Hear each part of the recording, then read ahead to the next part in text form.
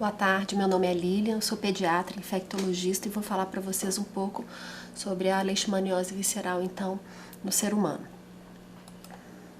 Bom, então a doença ela se distribui em algumas regiões do mundo, né? No Brasil é uma doença que acomete muito o Nordeste, acomete muito menos o Sul do país e a região Norte, mas o Nordeste e o Sudeste são bastante acometidos. Na América Latina, boa parte dos casos se concentram no Brasil. A doença já foi descrita há bastante tempo, desde 1913, e um percentual significativo dos casos vai se concentrar na faixa etária pediátrica, nas crianças, seja por uma imaturidade imunológica existente nessa faixa etária, seja por uma maior exposição que essas crianças têm ao vetor.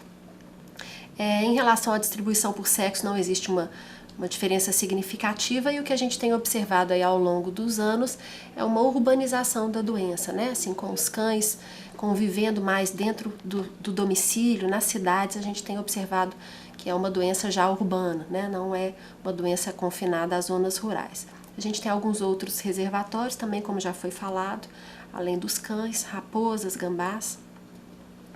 Bom, então a leishmania da espécie Chagas é responsável pela doença.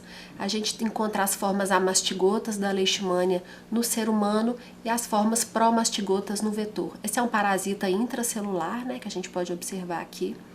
E ele se dissemina dentro dos macrófagos. Então, no ser humano, a doença ocorre principalmente nos órgãos relacionados ao sistema hemofagocítico, então medula, baço e fígado. Principalmente nesses órgãos é onde a gente pode encontrar a leishmania. A transmissão se dá pela picada do mosquito da fêmea do vetor, né, do Lutzomia longipalpis. O vetor tem se adaptado ao ambiente urbano, né, muitas vezes peridomiciliares, como galinheiros, canis, chiqueiros. É um vetor que tem hábitos noturnos e existe uma proliferação desse vetor durante e após as estações chuvosas. Bom, o ciclo de vida, então, da leishmania é o seguinte: o homem vertebrado é infectado, né, com as promastigotas do vetor, né, que são inseridas no ser humano através da picada do vetor. Elas penetram nos macrófagos circulantes no sangue, se multiplicam aí como amastigotas. Esses macrófagos morrem e essas amastigotas são liberadas, infectando outros macrófagos no sangue desse ser humano. E aí, através da picada, o vetor ingere essa leishmania, a leishmania se prolifera dentro do vetor na forma promastigota e ele vai realmente infectar então outras pessoas. Como é o quadro clínico, então, da doença? É uma doença que tem uma incubação máxima de 6 meses, mínima de 10 dias. E existem algumas formas de manifestação clínica. Existe a forma assintomática, que é o paciente que não tem nenhuma manifestação, mas que, se for feita uma sorologia nesse paciente, a gente vai encontrar uma sorologia positiva. Então, esse paciente está infectado, mas ele não está doente. A gente não precisa fazer nada com esse paciente, tá? Pode ser que o sistema imunológico consiga controlar essa infecção, ele não precisa ser tratado. Dentre as manifestações da doença, a gente tem, então, doenças oligossintomáticas e a forma clássica. Os quadros oligossintomáticos, a gente tem uma dificuldade maior no diagnóstico, né? Porque muitas vezes vão mimetizar outras doenças. São quadros de febre intermitente, hepatomegalia leve, emagrecimento e alguns sintomas inespecíficos como tosse e diarreia. Por outro lado, a forma clássica, eu vou ter uma febre elevada e contínua, a hepatoesplenomegalia volumosa, que é o principal achado no exame físico, uma pancitopenia no exame laboratorial, associado a uma hipoalbuminemia e já numa fase avançada, um estado de nutrição comprometido.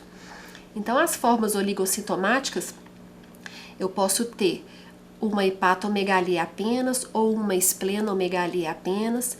Posso não ter pancitopenia, mas observar apenas uma anemia, apenas uma trombocitopenia ou uma leucopenia. E a febre pode não ser constante nas formas oligossintomáticas. A criança pode ter febre uma semana, ficar febril 3 dias, depois essa febre retorna. Então, o típico seriam quadros de febre prolongada, também não é uma febre aguda, né? A gente vai pensar na doença quando o paciente tem 10 dias ou mais de febre. Nos estágios mais avançados, estados de desnutrição o baço muito crescido, né, muitas vezes chegando até a cicatriz umbilical, é o principal achado do exame físico. Palidez cutânea associada à anemia, edema de membros inferiores associados à hipoalbuminemia, que é encontrada, hemorragias decorrentes da redução de plaquetas, né, que vão ser destruídas pela leishmania ou sequestradas no baço. Icterícia a gente já pode colocar não como uma manifestação típica da doença, mas um sinal de complicação, não vai ser tão frequente quanto as hemorragias, quanto a palidez, né, ou quanto essa alteração do exame físico. E complicações bacterianas que podem ocorrer, muito frequentemente pneumonias bacterianas, infecções de pele, gastroenterites. Então, icterícia, complicações bacterianas e edemas ocorrem, mas já vão ser mais raros, observados em casos já mais avançados da doença. Como que se dá o diagnóstico da doença? Então, o Ministério da Saúde nos orienta da seguinte forma: o caso suspeito de leishmaniose visceral é todo indivíduo com febre e esplenomegalia proveniente de área com ocorrência de transmissão da leishmaniose. Em Minas Gerais é uma área endêmica, né? Todo indivíduo com febre e esplenomegalia proveniente de áreas sem ocorrência da transmissão, desde que descartados os diagnósticos diferenciais. E o caso confirmado? Clinicamente, né, o critério clínico laboratorial, confirmação dos casos clinicamente suspeitos deverá preencher os seguintes critérios: o encontro do parasito no exame parasitológico, direto ou cultura, e a gente pesquisa o parasito na medula, tá? A reação de imunofluorescência reativa com título de 1/80 ou mais, a imunofluorescência indireta, ou testes imunocromatográficos, comumente conhecidos como teste rápido, que utiliza antígenos recombinantes. Então, hoje a gente vai fazer o diagnóstico muito baseado no teste rápido, onde ele está disponível, porque ele é muito mais sensível do que a sorologia, a imunofluorescência indireta. Aqui a sensibilidade é de mais de 90%, aqui em torno de 70%. Então, onde disponível, primeira conduta para diagnóstico do caso é o teste rápido. Quando não disponível, a gente pode lançar a mão da imunofluorescência, e se eu não consigo confirmar aquela minha suspeita clínica, eu vou fazer a pesquisa do parasita direto na medula, tá? Um outro método que a gente pode utilizar é também o PCR, que pode ser feito no sangue ou na medula. É o método mais caro também, que a gente vai usar em casos duvidosos, em que eu não consegui fechar o diagnóstico com os testes mais disponíveis. Bom, então aqui já comentei a imunofluorescência indireta, amplamente disponível, mas com uma sensibilidade não tão boa. Punção esplênica com uma sensibilidade ótima, mas com riscos de sangramento, então na prática ela não é utilizada como método diagnóstico. O teste rápido, que a gente chama também de RK39, uma sensibilidade e uma especificidade muito boas. A punção aspirativa de medula óssea entrando quando eu não consigo fechar o meu diagnóstico com os testes sorológicos. E o PCR também quando eu não consigo fechar, nem com a imunofluorescência, nem com o teste rápido, nem encontrar o parasita na medula. A punção aspirativa, a sensibilidade varia muito de acordo com o examinador, né? É examinador dependente, depende do tempo que ele se dedica para procurar essa leishmania na lâmina e da experiência que ele tem em encontrar a leishmania. PCR, então, disponível em centros de referência, é um método mais caro. Então, quais são as principais complicações da doença, né? Levando-se em conta que a hepatosplenomegalia e a pancitopenia são as principais manifestações, e vou chamar a atenção mais uma vez, eu não preciso ter hepatosplenomegalia e pancitopenia, eu posso ter só hepato, só espleno, só anemia, só leucopenia ou só plaquetopenia. Em Minas Gerais, que é uma região endêmica, diante de uma criança com uma febre arrastada e algum desses achados, às vezes uma esplenomegalia e uma plaquetopenia apenas, a gente precisa descartar o diagnóstico de leishmaniose visceral, porque a gente se surpreende muito com exames positivos, muitas vezes em pacientes ainda não tão sintomáticos, tá? A doença é muito endêmica no nosso estado. Então, a letalidade, a gente vê uma variação aqui ao longo dos anos, né? E aqui eu queria chamar a atenção que a letalidade, ela comete realmente os extremos de idade, né? Ocorrendo primeiro nas crianças menores de 5 anos e depois nos idosos. Em relação às complicações, o que a gente tem observado? As principais complicações da doença são sangramentos e a infecção secundária, e que são as complicações mais relacionadas a óbitos. Essa tabela é de um trabalho de uma pesquisadora do Nordeste, em que ela avaliou os fatores associados a óbito nos pacientes em que ela estudou. Então, ela identificou a idade inferior a 1 ano, superior a 40 anos, infecção bacteriana, reativação ou recidiva da doença, presença de diarreia e vômitos, edema, que eu já chamei a atenção para vocês, uma febre por mais de 60 dias, icterícia também, né? Associada a uma complicação associada ao óbito, hemorragias, sinais de toxemia, desnutrição, a presença de comorbidades, leucócitos muito baixos, neutrófilos muito baixos, plaquetas muito baixas, hemoglobina também, insuficiência renal, uma coagulação alterada, bilirrubina, né, a presença da icterícia, e elevação de enzimas hepáticas, assim como a queda da albumina. Então, todos esses fatores têm sido estudados como fatores relacionados, complicações relacionadas a maiores taxas de óbitos.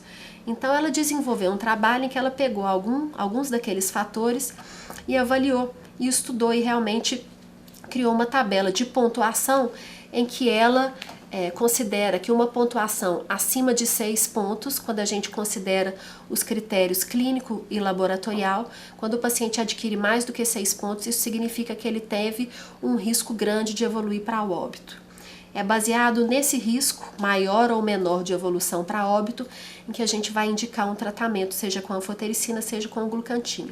Então, existem duas tabelas provenientes desse trabalho. Uma tabela para pacientes acima de 2 anos, em que ela identifica alguns fatores de risco, e uma tabela para menores de 2 anos. Então, acima de 2 anos, o que a gente identifica como fator de risco, né, que pontuaria para maiores taxas de óbito, seriam a idade mais avançada, a presença de sangramentos, né, em mais de um sítio, a presença concomitante da infecção pelo HIV, presença de edema, icterícia, dispneia, infecção bacteriana documentada, leucócitos abaixo de 1.500, plaqueta abaixo de 50.000, insuficiência renal. Na tabela abaixo de 2 anos, já são alguns outros fatores que ela identifica como preditores de óbito. Então, aqui a idade menor do que 1 ano, também o número de sítios, né, de sangramento, também o edema, a icterícia, a dispneia, e é interessante que ela observa que a elevação de transaminases acima de 100, ela foi um fator preditor de óbito nessa faixa etária, o que não ocorreu nas crianças maiores de 2 anos. Então, sempre que quando se adquire mais do que 20 pontos nessas tabelas, são pacientes que têm mais risco de morrerem em decorrência da doença. Lembrar que o diagnóstico diferencial principal da leishmaniose visceral é com as leucemias, né, principalmente na infância, porque as leucemias também vão causar hepatosplenomegalia, pancitopenia e quadros de febre, muitas vezes de desnutrição, febres arrastadas. Mas a facilidade que a gente tem é do diagnóstico da leishmaniose visceral. Então, diante de uma criança com esse quadro clínico, a gente precisa, em primeiro lugar, afastar, né, ou confirmar o diagnóstico da leishmaniose visceral.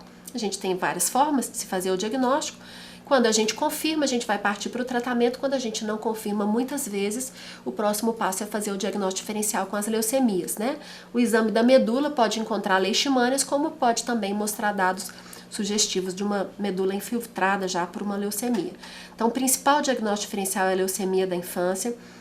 A esquistossomose aguda também entra no diagnóstico diferencial, porque não vai causar pancitopenia, mas pode causar quadros de febre, hepatomegalia, febre arrastada, hepatomegalia. A mononucleose, causando hepatosplenomegalia, febre arrastada, plaquetopenia, anemia. São crianças menos acometidas, né? São quadros menos graves. A tuberculose abdominal mais rara, mas entraria no diagnóstico. E a endocardite infecciosa também, causando essa febre arrastada. Muitas vezes a pancitopenia e a hepatomegalia. Mas guardem, o principal deles é a leucemia, que é um diagnóstico que precisa ser feito rapidamente também. O tratamento... Então, de acordo, a gente tem algumas indicações para se tratar esses pacientes com glucantimia ou com anfotericina lipossomal, que são as opções de tratamento que a gente tem hoje. Os pacientes com maior risco de evolução para óbito devem ser tratados com anfotericina lipossomal. E os pacientes menos graves, vamos dizer assim, são tratados com glucantina, tá? Ele atua na forma mastigota, não existem relatos de resistência no Brasil ao glucantina, em outros países do mundo sim. O tratamento, a princípio, ele é feito por 20 dias, podendo-se chegar a 40 dias, dependendo da resposta do paciente. Quando o paciente responde bem, eu trato por 20 dias e encerro. Quando o quadro se arrastou um pouquinho durante o tratamento, eu vou tratar por 30. Quando eu preciso retratar esse paciente diante de uma recidiva, às vezes, se eu usar o glucantime nesse retratamento, eu vou tratar por 40 dias. O glucantime é muito tóxico, então a gente precisa monitorizar a toxicidade cardíaca, né? E a gente vai monitorizar através do eletro. A gente vai avaliar o intervalo QT corrigido, que tem um valor normal de até 0,45. Então, semanalmente eu preciso fazer a avaliação do intervalo QT. Quando ele aumenta ou quando eu tenho surgimento de arritmias, eu preciso suspender a droga. Semanalmente eu preciso monitorizar também o pâncreas, fígado e rins, porque o glucantime é tóxico em todos esses órgãos. Então, eu faço dosagem de amilase, de lipase, de transaminase, de ureia e creatinina, e esses aqui são os valores que, uma vez encontrados, nessa situação a gente deve suspender o tratamento com o glucantime, e aí a gente tem também indicação de fazer o tratamento com a anfotericina lipossomal. Por que não se usa mais a anfotericina convencional, né, o desoxicolato? Porque foi realizado um trabalho no Brasil há cerca de 2, 3 anos atrás, em que eles estabeleceram 3 grupos de tratamento e observaram que os pacientes que usaram anfotericina desoxicolato apresentavam muitos efeitos adversos e muitas vezes não conseguiam chegar até o final do tratamento. Então, por isso, é uma doença que a gente não tem essa opção mais, né, do desoxicolato, apenas a lipossomal e o glucantime. Então aqui o glucantime, só para chamar a atenção para vocês, que ele pode ser feito intramuscular, então esse tratamento pode ser iniciado ou mesmo continuado no posto de saúde. E quando o paciente está internado, a gente prefere a opção venosa, mas existe essa opção de tratamento intramuscular. Então, a lista de indicações para a utilização da anfotericina lipossomal, né, em quais pacientes eu vou utilizar a lipossomal como primeira opção? Aqueles que têm aqueles critérios de gravidade, clínicos maiores do que 4 ou clínico laboratorial maior do que 6. Crianças menores de 1 ano também, elas já recebem, por ser um grupo de risco, né, já recebem a lipossomal, não se passa pelo glucantime. Pessoas maiores de 50 anos, também um grupo de risco. Aqueles pacientes com insuficiência renal, hepática ou cardíaca, eles não vão ser tratados com glucantime. Pacientes que tenham, antes da gente começar o tratamento com glucantime, a gente precisa avaliar também o quadro cardíaco, renal, hepático, né? Então, nos casos de insuficiência, eu não vou fornecer o glucantime. Pacientes que antes do início do tratamento também tenham, ou durante o tratamento, o intervalo QT corrigido alterado, também não devem usar o glucantime. Ou pacientes que usem medicações que também alterem o intervalo QT. Pacientes que desenvolveram hipersensibilidade ao glucantime, ao antimonial pentavalente. Então, fizeram uma reação, por exemplo, febril, urticariforme, né? A gente contraindica esse tratamento. Pacientes infectados pelo HIV com outras comorbidades significativas, em uso de medicação imunossupressora. E na falha terapêutica ao glucantime ou a outros medicamentos, a gente deve indicar a anfotericina B. E aí a gente tem se deparado com algumas situações nos últimos anos. Tem se tornado muito frequente a recidiva da doença, principalmente nas crianças menores de 2 anos ou nos pacientes imunossupressos. Então, muitas vezes crianças muito pequenas, sem problemas imunitários, apenas a idade tem sido um fator de risco para recidivas, tá? Quando esse paciente começa a recidir, ele trata melhor, meses depois ele retorna com os sintomas. Quando a gente observa essas recidivas, a indicação que existe é de que se faça uma profilaxia, seja com glucantime, seja com a anfotericina lipossomal, aplicada uma dose a cada 2 a 4 semanas, pelo menos durante 1 ano, para que a gente possa controlar essas recidivas. Elas têm sido muito comuns. A anfotericina lipossomal, então, ela age tanto contra a forma mastigota quanto pró-mastigota, né? Em termos de toxicidade, ela é menos tóxica do que o glucantime, mas a gente precisa sempre estar atento à toxicidade renal da anfotericina, né? E a hipersensibilidade também, apesar da lipossomal ser menos tóxica, a gente mantém a monitorização da função renal a cada 3 dias, mais ou menos. Assim como do magnésio e do potássio, e a gente tem observado muito, mesmo com a anfotericina lipossomal, a queda do potássio com o tratamento. Muitas vezes a gente precisa repor ao longo do tratamento, e muitas vezes após a suspensão da anfotericina, esse paciente ainda fica 5 dias, 1 semana com níveis de potássio baixos, então a gente precisa estar atento. O tratamento com anfotericina lipossomal ele é um pouco mais curto. O nosso objetivo é chegar a uma dose de 20 mg quilo total. O tempo que a gente vai usar de tratamento vai variar aí entre 5 dias, às vezes 7 dias, dependendo da minha dose diária. Eu vou dar 3 mg quilo dia ou 4 mg quilo dia até chegar a uma dose total de 20 mg por quilo. Então é um tempo de tratamento bem menor do que com o glucantime, né? E ficar atento às reações que a anfotericina lipossomal pode gerar durante esse tratamento e a hipopotassemia que pode ocorrer mesmo um tempo depois.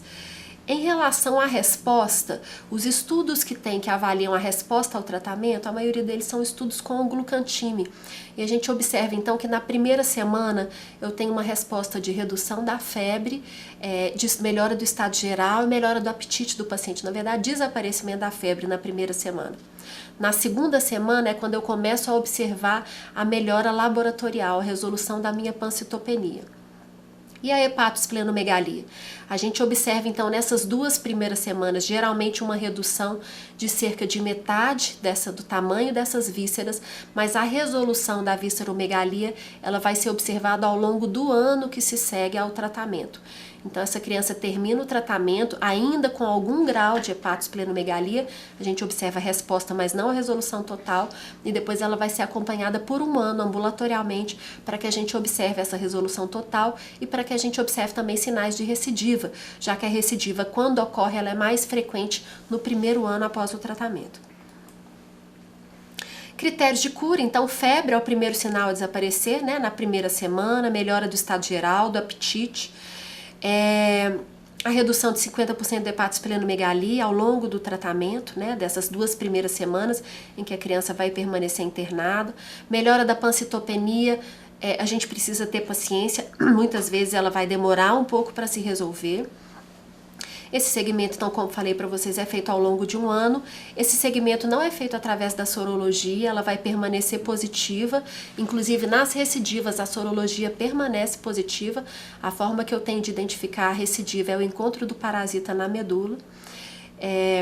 Ou o PCR, que pode nos ajudar também a identificar esse parasita no caso de recidiva. Então, nem o teste rápido, nem a imunofluorescência indireta são úteis nos casos de recidiva, no diagnóstico da recidiva. Os critérios de cura são essencialmente clínicos. Os primeiros sinais de resposta costumam ser inespecíficos, como a melhora do apetite e do estado geral. O desaparecimento da febre ocorre entre o 2º e o 5º dia de tratamento. Ganho ponderal, redução do volume do baço e do fígado podem ser verificados nas primeiras semanas, embora a regressão total possa levar alguns meses. Os parâmetros hematológicos melhoram a partir da 2ª semana. E o processo de normalização da proteína sérica, que a gente tem uma queda da albumina e uma elevação das globulinas, né? Também ocorre de forma lenta, podendo durar meses. Então também vai ser observado nesse segmento ambulatorial. E na evolução, com evolução clínica favorável, eu não preciso fazer controle parasitológico para avaliar a cura. E tratamento suportivo, então, além do tratamento da leishmania, antibiótico-terapia muitas vezes vai ser necessária quando eu tenho a complicação da infecção bacteriana, que é uma complicação bem frequente, né? Ou quando esses pacientes fazem uma leucopenia tão grave que eles chegam a ficar neutropênicos, né? Então, nos casos de neutropenia febril, a gente também inicia antibiótico-terapia, mas são pacientes neutropênicos febris de baixo risco. Então, a gente consegue suspender esses antibióticos quando eu tenho culturas negativas por 48 horas, quando esses pacientes já estão afebris há 24 horas e os meus neutrófilos estão em exceção. Então, normalmente, a gente não costuma manter antibióticos por muito tempo quando a gente não identifica a bactéria, quando a gente trata só a neutropenia febril. Hemoderivados. Segundo o nosso manual do Ministério da Saúde, devem ser fornecidos quando a hemoglobina estiver menor do que 7, né? A gente fornece hemácias, ou quando existe repercussão hemodinâmica, mesmo com valores acima de 7. As plaquetas, o sangramento na leishmaniose é multifatorial, então transfusão de plaquetas, a resolução da plaquetopenia, mesmo que fugaz, não vai resolver o nosso sangramento. A gente tem outros fatores associados às hemorragias, né? Então ela vai ser indicada apenas em casos extremos, com plaquetas menores que 10.000 ou com sangramentos em que a gente não consiga controlar aquele sangramento e no segundo momento, a gente pode lançar mão também do uso do plasma para controle de sangramentos que a gente não consiga controlar. Era só isso, muito obrigada.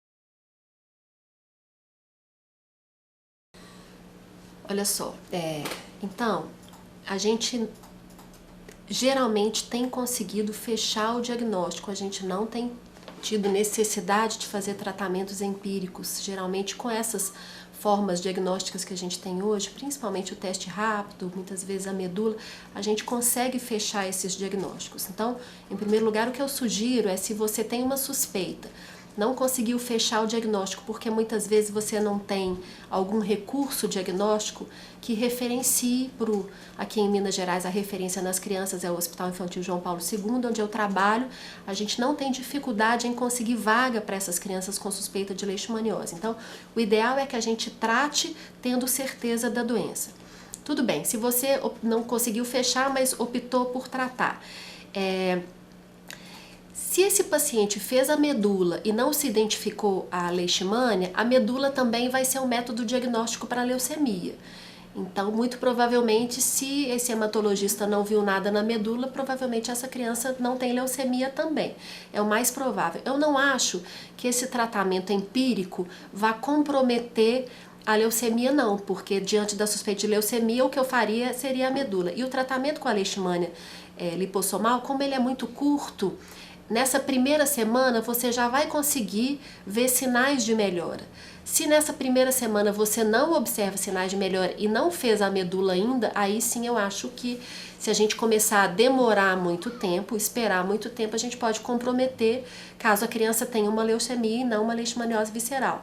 Mas eu acho que você teria essa primeira semana para já avaliar alguns sinais de resposta à sua terapia se você instituir um tratamento empírico e não tiver feito a medula ainda, porque se você já fez a medula, você já fica mais tranquilo de que não seja uma leucemia, mas talvez a principal mensagem seja tentar ao máximo a confirmação diagnóstica. Nós lá no hospital não temos tido essa dificuldade, a gente tem conseguido confirmar e na verdade os tratamentos empíricos que a gente tem feito, são poucos, depois a gente acaba descobrindo que era outra coisa, não era leishmaniose. Então, as leishmanioses a gente tem conseguido de uma forma ou de outra identificar a infecção, ter certeza.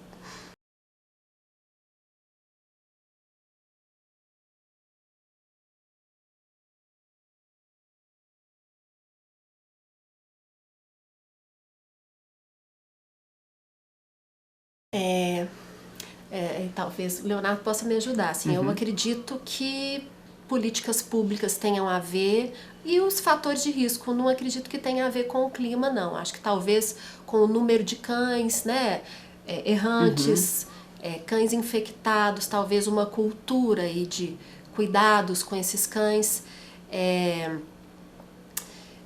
Por exemplo, em Minas Gerais, a gente tem cidades, nós que trabalhamos nesse hospital de referência, cidades sabidamente que nos enviam muitos pacientes todos os anos. Então eu acho que realmente a política de saúde de manejo desses cães, dependendo da cidade ou do estado, ela pode influir muito na incidência da leishmaniose. Concordo. Então, em algumas cidades a gente percebe que nitidamente esse controle dos cães ele não é feito adequadamente, porque são cidades que enviam crianças frequentemente para o nosso serviço com leishmaniose visceral. Sim. Não convém citar cidades aqui, mas a gente vê que realmente a política pública ela influi, sim. Talvez seja o principal fator. Eu acho que a política pública associada principalmente à instrução da população frente ao problema e o modo como encarar, né? E eu acho que é por aí a situação, e acredito que com a mudança dessas políticas públicas, sobretudo nas cidades que apresentam maior índice, há a possibilidade grande de redução do número de casos.